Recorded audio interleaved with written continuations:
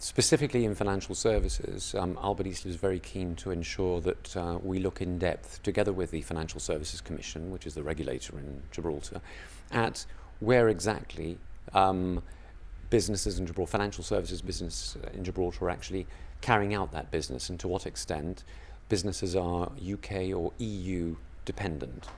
Now, Chief Minister made reference yesterday that instinctively one thinks that actually quite a significant amount of business is UK facing, and when one looks at the statistics he referred to empirically, the results show that in, for example, insurance business, over 90% of that business is done with the United Kingdom, and something like of the 4.4 billion sterling of gross written premiums, which is sales that insurance companies carry out, some 3.6, 3.8 billion is actually UK related.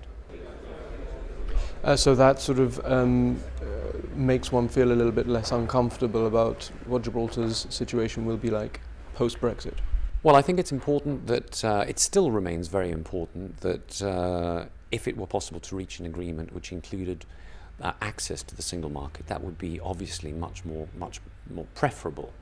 But one has to wait and see, and one has to plan for different scenarios and different events. Mm-hmm. And if we move on to the funds breakfast, can you help us understand this dual system which Minister Isola referenced in a hard Brexit scenario, I believe, is the circumstances in which it might be contemplated?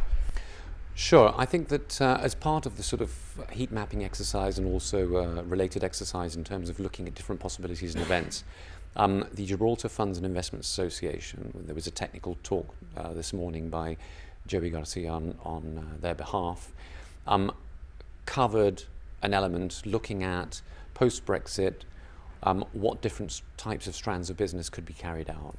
And the idea is that one could have, for example, I mean, simply from a general overview point of view, you can have a scenario in which you are running a EU compliant regime, in other words it complies with EU directives, etc.